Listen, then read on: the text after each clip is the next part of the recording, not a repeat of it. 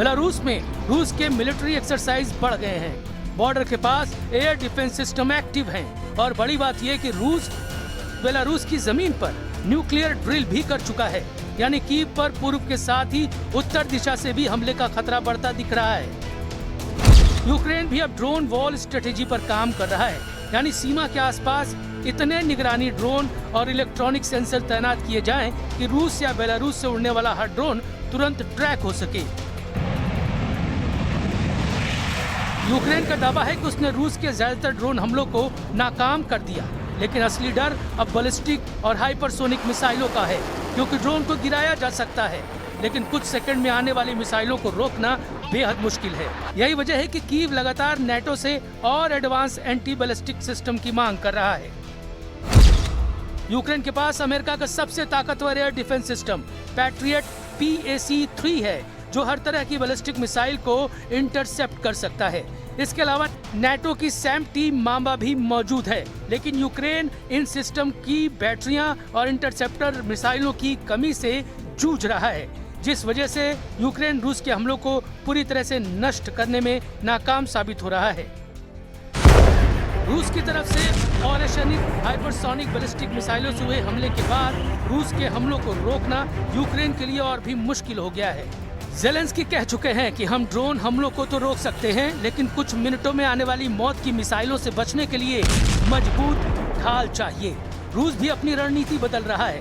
पहले सैकड़ों ड्रोन भेजे जाते हैं ताकि एयर डिफेंस सिस्टम एक्टिव हो जाए और फिर मिसाइलों से असली हमला किया जाता है। यानी ये सिर्फ फायर पावर की जंग नहीं, बल्कि एयर डिफेंस को थकाने की लड़ाई बन चुकी है।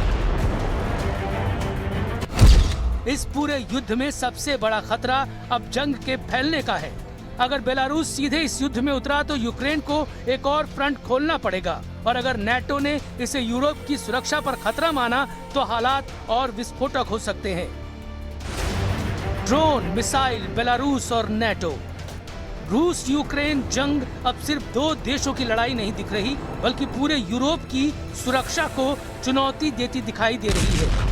यही वजह है कि अब पूरी दुनिया अगली रात के धमाकों से डर रही है। यूक्रेन के पूर्व अधिकारी ने दावा किया है कि रूस और रूस के कब्जे वाले क्रीमिया में भी कई ठिकानों पर हमले हुए। यूक्रेन लगातार रूस की उन ताकतों को कमजोर कर रहा है जो जंग में उसका साथ दे रही हैं।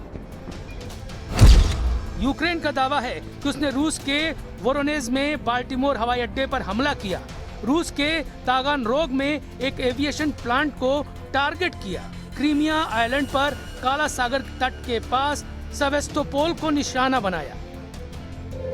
कीव में अब भी लोग रात को सायरन सुनकर बंकरों से भागते हैं और बेलारूस की सीमा पर सैन्य गतिविधियां बढ़ती जा रही हैं। लेकिन सबसे बड़ा सवाल यही है, क्या ज़ेलेंस्की अब रूस के साथ साथ बेलारूस को भी सीधा संदेश देने वाले हैं? अगर ऐसा हुआ तो क्या पुतिन जवाब में और बड़ा हमला करेंगे? Був удар ракет різних типів 90, із них багато балістики 36, 600 дронів. На жаль, не всю балістику вдалося збити. Найбільше влучань у Києві, і саме Київ був основною мішенью цієї російської атаки. Путін अब ज़ेलेंस्की की जंग सिर्फ रूस के एयरबेस, तेल रिफाइनरी या सैन्य ठिकानों तक सीमित नहीं दिख रही। अब पुतिन के सबसे बड़े बैंकों पर भी ड्रोन खतरे की घंटी बजने लगी है। यही वजह है कि मॉस्को में अब सिर्फ सेना नहीं बल्कि बैंक भी ड्रोन वॉर मोड में जा चुके हैं। रूस में बैंकों की बिल्डिंग पर एंटी ड्रोन सिस्टम इंस्टॉल किए जा रहे हैं। रिपोर्ट में दावा है कि कर्मचारियों को हथियार मुहैया कराए जा रहे हैं, इलेक्ट्रॉनिक वॉरफेयर सिस्टम लगाया जा रहा है।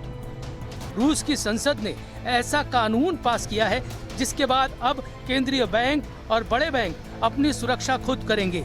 यानी अगर यूक्रेन के ड्रोन मॉस्को तक पहुंचते हैं तो अब सिर्फ सेना नहीं बल्कि बैंक बिल्डिंग्स पर लगे एंटी ड्रोन सिस्टम भी उन्हें गिराने की कोशिश करेंगे। इस कानून के तहत रूस के सबसे बड़े बैंक, स्पेयर बैंक समेत कई वित्तीय संस्थानों को अपने सुरक्षा नेटवर्क मजबूत करने की इजाजत दी गई है। रिपोर्ट के मुताबिक बैंकों के कर्मचारियों को हथियार रखने, इलेक्ट्रॉनिक जैमिंग सिस्टम का इस्तेमाल करने और जरूरत पड़ने पर ड्रोन रोकने का अधिकार भी दिया जा सकता है।